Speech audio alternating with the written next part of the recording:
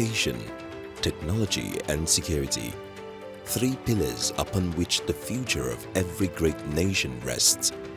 In Imo State, Governor Hope Uzodinma shaped that future through bold investment in human capital, innovation and purposeful leadership.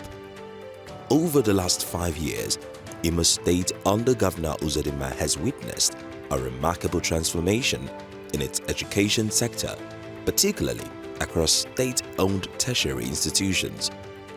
From the revitalization of Imo State University Owerri to the upgrade of Imo Polytechnic Umuago into a degree-awarding institution and the establishment of specialized centers for research and innovation, the Uzodinma administration redefined access and quality in higher education.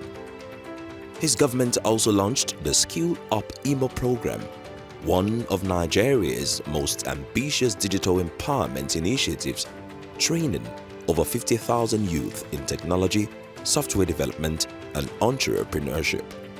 These achievements positioned Imo State as a model for educational innovation in Nigeria's southeast, setting the stage for an even greater stride forward. In pursuit of that vision, the state government advanced its commitment to digital and technological excellence with the creation of the University of Innovation, Science and Technology, Omuma. At the headquarters of the National Universities Commission NUC in Abuja, Governor Hope Uzodinma received the official certificate of recognition for the newly approved institution. The Executive Secretary of the NUC, Professor Abdullahi Ribadu, commended the Imo State government for its foresight and dedication to education, describing the new university as a forward-looking investment aligned with Nigeria's technological aspirations. Imo State has a rich and evolving higher education landscape, with institutions that drive academic excellence, research and community development. The state is home to 7 notable universities currently, 2 federal, 3 state and 2 private, along with several other tertiary institutions. The existing universities include 1. Alvan Ikoku Federal University of Education, Owerri, Federal University of Technology, Owerri, Futo, which is I think one of the oldest. Then Imo State University, which is a state university, also in Owerri. Kingsley Ozumba Mbadiwe University, Oboko, which is also a state university. University of Agriculture and Environmental Sciences, Omago, which is the 3rd state university. Then, of course, Clarkson University of Nigeria, Nekede. I think the VC is here. I'm not the VC, but you can't be VC in 2 universities. Then Hezekiah University, Umoti. So these are the 7 universities that currently exist, and with this one, after the recognition, it will become the 8th in the state. The Imo State government, under your visionary leadership, has made remarkable progress in expanding access to quality higher education through supportive policies, infrastructure development and funding initiatives.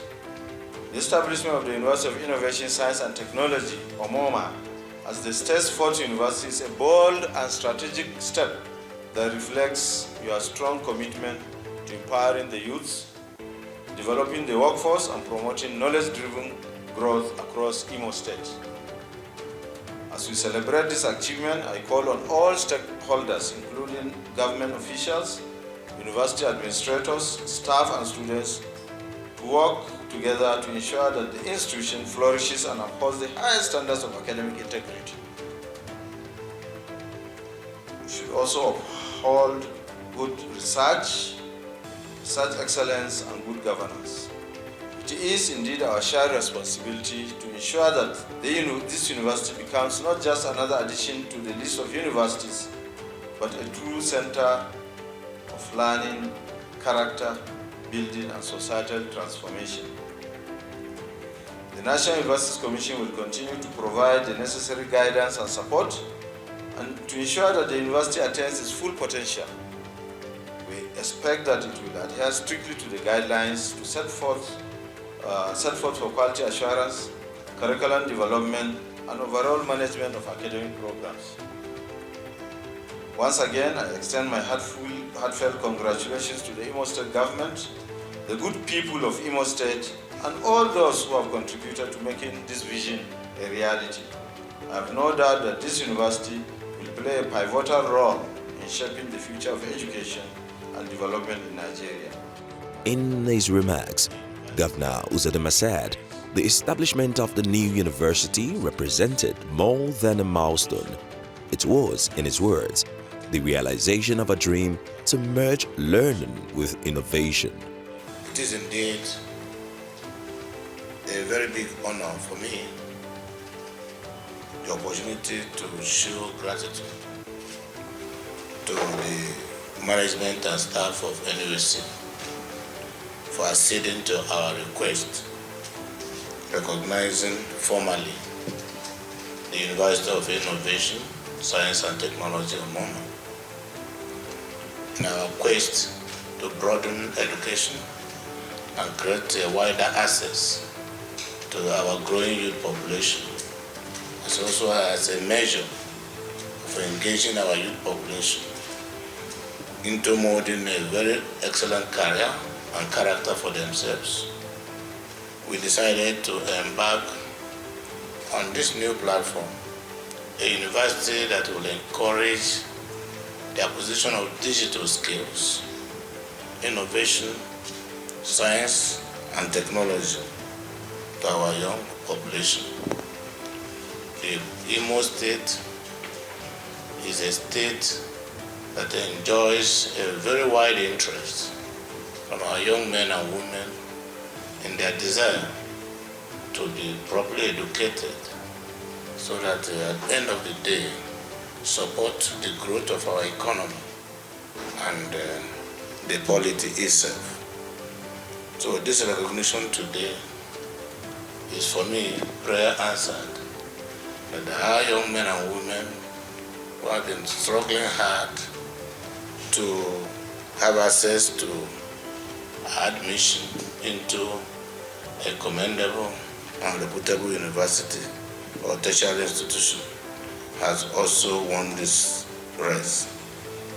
The University of Innovation, Science and Technology of Moma, in partnership with Imo Digital City, will have already a mentoring agreement with the University of Berkeley in California.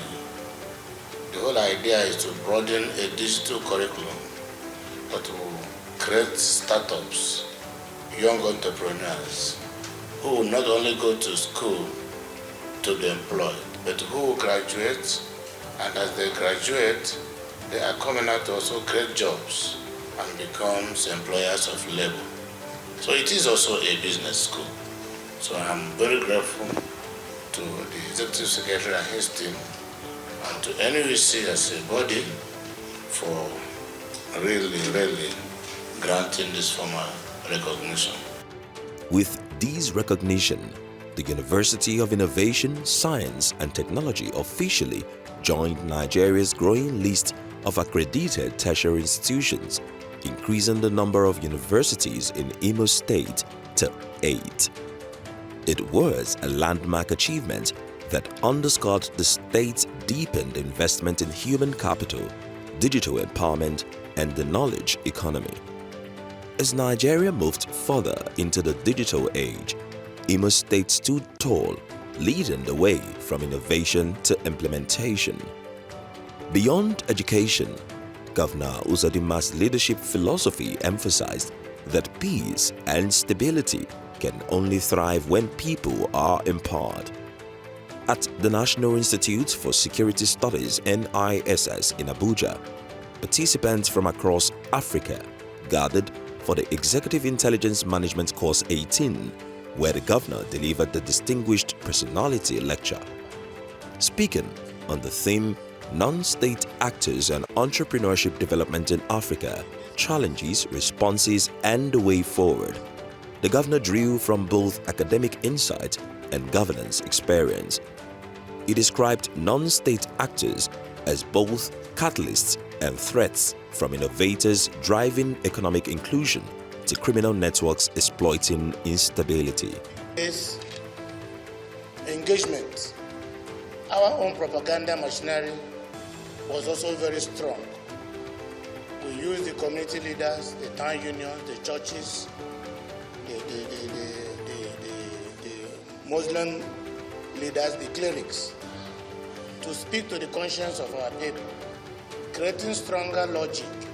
For instance, they started as a time, they painted a picture that it was a fight between farmers and herders. We were able to set up a joint task force made up of Muslims and Christians, farmers and herders, up to local government, up to ward levels. And we created various committees to settle disputes and misunderstandings. And that took that away from them. And having done that, they said the Hausa Fulanis are in the bush, killing our people. And when we did the arrests, 99% of those arrested and suspects, none was an Hausa man or a Fulani man. So we paraded them, and they strengthened our propaganda machinery, and our media came to it. And then, more critical to it, the relationship between government and the governed is defined and determined by performance. When the people see that you are performing and you are accountable, recall that from 2020 to today, I have been very religious in doing town hall meetings, stakeholders meetings, explaining to stakeholders what government is doing. And of course, you know, seeing is believing. So that took care of the perception. So they will come with their propaganda, social media, and that. We will also embark on social media. But traditional media system, community engagements, and then town hall meetings also helped us in managing the perception, and that led trust. When roads that were abandoned for the past 20-something years are being repaired and made more treble, when pensioners that were not paid for over 26 years are being paid their salaries and pensions and gratuities, that public trust will begin to come out. When water is available for people to drink, when the hospitals are available for people to be treated. Imo State today, I can tell you, operates the best health insurance program.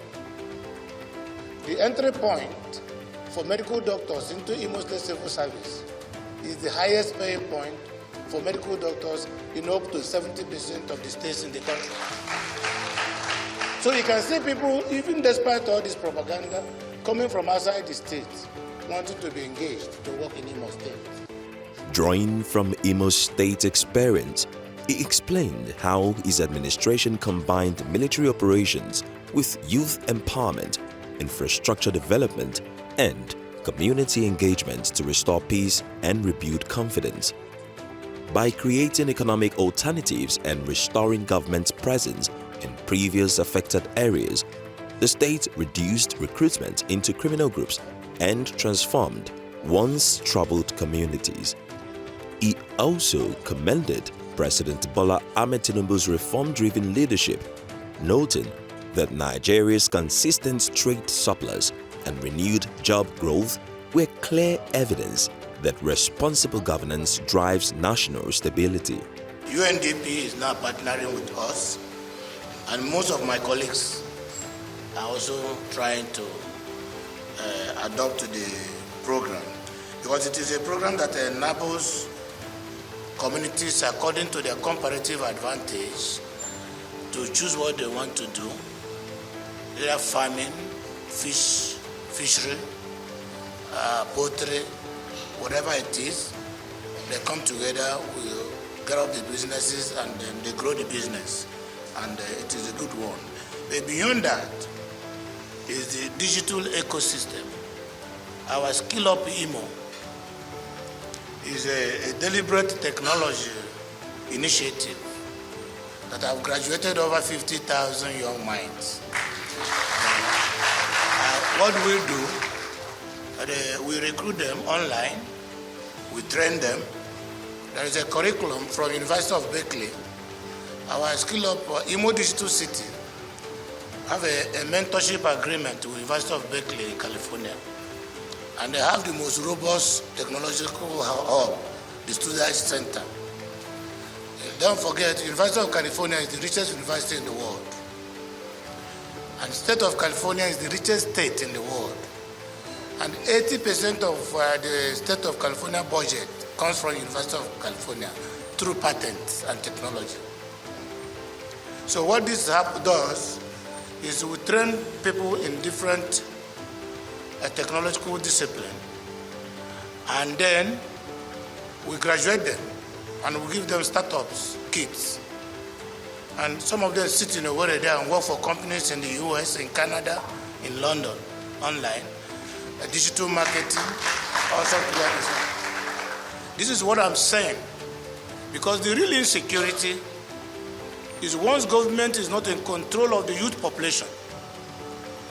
If you don't engage the youth population, you allow them to get loose. There is no amount of kinetic approach that will manage them. But today, first of all, we started by the students were never in school because they don't have network. They have every evening, you see them roaming the streets in Owerri, going to look for one business center to browse. So our first action was to ensure that there is internet access in all our universities. So that kept them behind. We used them to manage the traffic. The next was to begin to train them. We developed a curriculum, a digital curriculum, that allowed them, even though they are already in universities, to take one digital skill or the other, whether web design, marketing, artificial intelligence, and all that. We have the most robust digital center in Nigeria.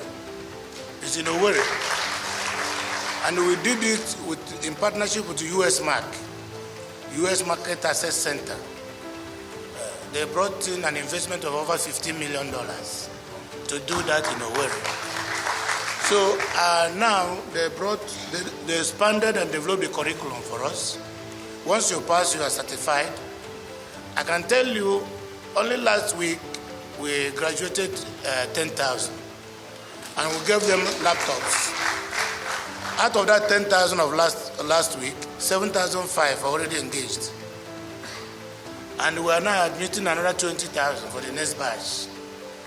We will use this to take over the youth population.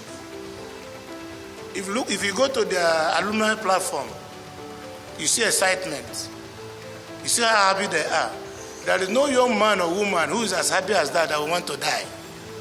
And if that is the case, he will not be available to be recruited by any criminal. So that youth engagement is critical. And today, I can tell you, the last National Economic Council approved a proposal from Mr. President Bola Ahmed Tinubu, to create a minimum of 1,000 businesses, low income and medium income, in every electoral ward in Nigeria. It is a federation decision because we have saved a lot of revenue from the subsidy removal. As I speak now, over 2 trillion has been set aside to fund active businesses, minimum of 1,000 per electoral ward. Because I just discovered that when you call young boys and you give them money, empowerment, 200,000, 300,000, you're only enriching the beer parlors around you. But when they are given one discipline or the other, and the equipment is given to them, they will go into business immediately. So that is the best way, and I'm very happy that the federal government has adopted it, and the last National Economic Council approved it to be replicated in the 36 states of the Federation, including Abuja. The lecture ended with an interactive section where participants lauded the governor's insights on linking security, governance, and development.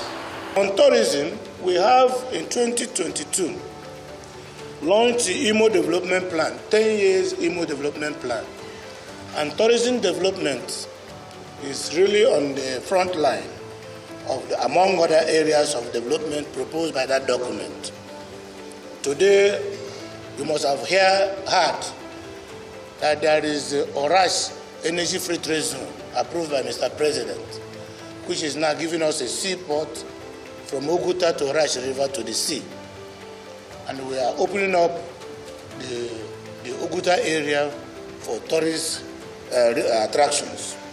The Otamini and Warrior River is now, we are building a multi-billion naira public park in that place. It's still work in progress. The truth is that actually the insecurity that greeted our administration from 2020 was a sufficient distraction from the rating we were to do.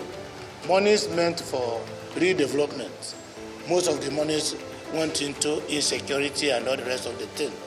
The federal government, of course, security is in the exclusive legislative list, but most of them are not being funded the way they should be funded. So it is through state support. The subnational governments have to support you people really to be more effective and to be able to bring results.